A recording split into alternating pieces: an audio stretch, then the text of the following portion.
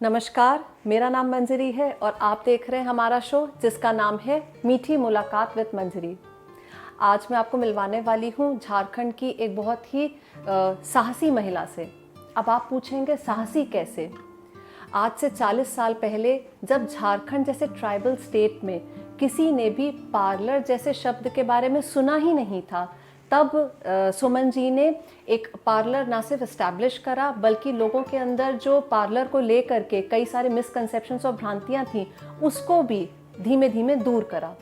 यकीन मानिए उनका ये सफ़र बहुत ही चुनौतियों भरा रहा और काफ़ी मज़ेदार भी। तो क्यों ना उन्हीं से जाने कि ये सफ़र उनका कैसा रहा। सुमन जी, आपका हमारे शो पे बहुत बहुत स्वागत है। धन्यवाद। सुमन जी, सबसे पहले ये जानना चाहूँगी, आज से 40 साल पहले जब लोग अपनी बेटियों को सिलाई बुनाई के कोर्सेज कराया करते थे, आपने पार्लर जैसा एक कोर्स चुना और ना सिर्फ ये, अपनी पूरी ट्रेनिंग कंप्लीट हो जाने के बाद आपने खुद का पार्लर खोलने का सोचा। तो कहाँ से ये स्ट्रेंथ आई कि आप कुछ डिफरेंट करें, क्योंकि उसमें बहुत रिस्क भी इन्वॉल्व था?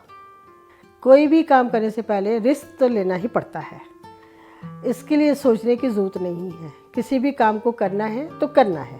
तो मैंने ये सोच करके इस काम को शुरू किया और इस काम को शुरू किया, मुझे अच्छा रिस्पांस भी मिला। बिल्कुल सही कहा सुमन जी आपने। आखिरकार हमको अपने फियर्स को कभी ना कभी तो फेस करना ही पड़ता है। तो ये भी जानना चाहूँगी कि जब आपने अपना एक काम शुरू कर दिया तो किस किस तरीके के चैलेंजेस आपके सामने आए? हाँ, जब मैंने खोला तो लोग बड़े डरते थे, ये ब्यूटी पार्लर क्या है, यहाँ जाएंगे हमारी आईब्रोज ख़राब नहीं हो जाए, हमारी आंखों की रोशनी तो नहीं चली जाएगी, हमारी स्किन तो नहीं ख़राब हो जाएगी, कई समय से पहले हम एज के तो नहीं लग जाएंगे। तो मैं उन्हें समझाती थी कि अरे नहीं, ऐसी कोई बात नहीं है। आईब्रोज कराओगे तो क्या पुतलियों पे धागा थोड़ी चल रहा है कि तुम्हारी रोशनी चली जाएगी। आईब्रोज के बाल हटाए जाते हैं, एक शेप दी जाती है जिससे आप पे चेंजेस आता है और फेशियल किया जाता है ताकि आपकी स्किन जो है अच्छी हो, टाइट हो। जैसे एज वाली लेडीज़ आई जिनके रिंकल्स हैं तो उसको टाइट करने के लिए हम उन्हें समझाते थे। और ये भी था कि हाँ, न्यू बॉर्न बेबी है, आप उनकी मसाज करते हो दिन में 2-2, 3-3 बार, तब आप नहीं डरते हो कि उनकी स्किन को क्या हो जाएगा। और अपने फेशियल कराने से पहले या बॉडी मसाज के पहले आप डरते हो, ऐसा कुछ नहीं है, ये सब कराना चाहिए। तब उन्हें मैं समझाया करती थी। इसको मैंने आगे बढ़ाने के लिए बहुत कुछ किया। ब्यूटी पार्लर की लाइन में मैंने बहुत मेहनत की है। सुमन जी, जब हमारी शादी होती है तो हमारे ससुराल वालों की और हमारे हस्बैंड की हमसे बहुत सारी उम्मीदें होती हैं। पार्लर जैसे एक जॉब को लेकर के आपके ससुराल वालों के उनका क्या ओपिनियन था और आपने कैसे अपने लिए और अपने इस प्रोफेशन के लिए कैसे एक एक्सेप्टेंस क्रिएट करा? मेरे ससुराल वाले खुद ही इस काम को कभी भी बुरा नहीं समझते थे। वो कहते थे कुछ भी तुमको करना है तो तुम करो, क्योंकि वो लोग खुद भी वर्किंग या खुद के अपने भी बिजनेस रहे हैं, तो अपने घर की बहू को कभी भी किसी चीज़ में रोक टोक नहीं लगाए। इससे मुझे इसमें कोई प्रॉब्लम नहीं आई। इतने साल इस इंडस्ट्री में रहने के बाद भी आज भी आप चर्चा अगर करते हैं तो हर्बल से रिलेटेड, आयुर्वेदा से रिलेटेड आपके कोई ना कोई सॉल्यूशंस होते हैं, स्किन केयर और हेयर केयर से रिलेटेड। तो आपको नहीं लगता कि अगर कोई आपके क्लाइंट आए और आपने उनको कोई हर्बल रेमेडी सजेस्ट करी तो ये फियर नहीं रहता है कि अगली बार शायद वो आए ही ना, क्योंकि उनकी वो प्रॉब्लम रिजॉल्व हो चुकी होगी उस रेमेडी के द्वारा? लोगों का ट्रस्ट हर्बल की तरफ है। हर्बल एक ऊंचे स्तर पे जा रहा है। आज के ज़माने में हर्बल को काफ़ी आगे बढ़ाया जा चुका है और हर्बल पे मुझे पूरा ट्रस्ट है। और जिनको मैं जो चीज़ें बताती हूँ वो मुझ पे फेथ करते हैं, ट्रस्ट करते हैं। किसी भी बिजनेस की नींव होती है विश्वास, और इसको जमाए रखना हमारा काम है। बिल्कुल सही कहा आपने।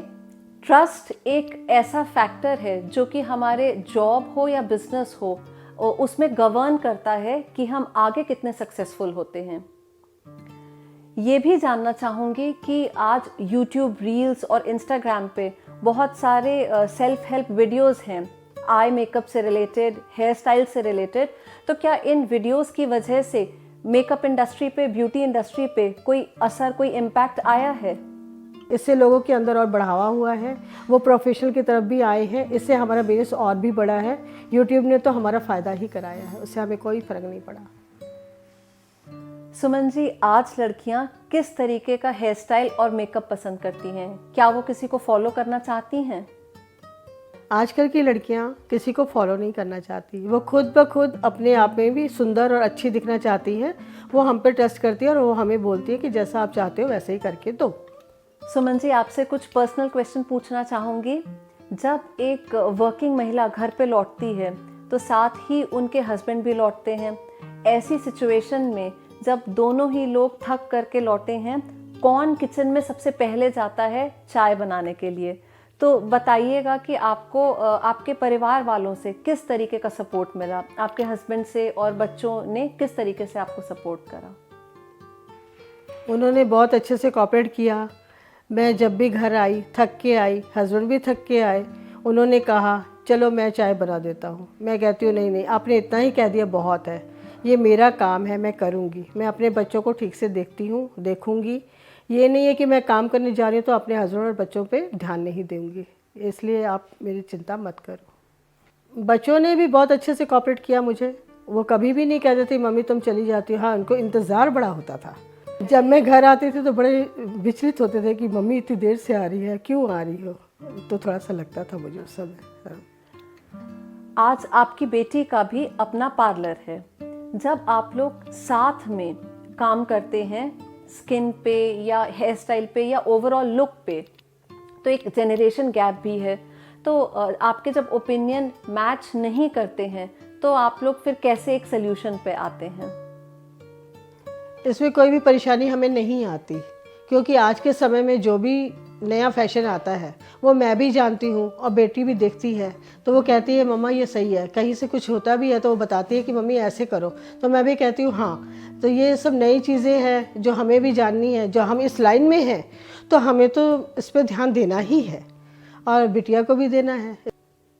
आपने अपने लिए एक बहुत ही चैलेंजिंग करियर चूज़ करा, काफ़ी सारी मुश्किलों का भी आपको सामना करना पड़ा। तो अपने कुछ मैनेजमेंट फंडास हमारे ऑडियंस के साथ शेयर कीजिए। हमें समय के अनुसार चलना पड़ता है। जिस समय जो चल रहा है उसके अनुसार हमें आगे बढ़ना होता है। इसमें हम आगे अगर नहीं बढ़ते हैं तो हम अपने वहीं पे हमारी ग्रोथ रुक जाती है। काम मन पे डिपेंड नहीं करता। जिस काम को करना है तो करना है, चाहे आपकी तबीयत खराब हो या ना हो, आपको अपना काम तरीके से करना है। ये सोच के चलेंगे तभी तो आगे बढ़ेंगे हम। सुमन जी, आप हमारे शो पे आए, आपका बहुत बहुत धन्यवाद।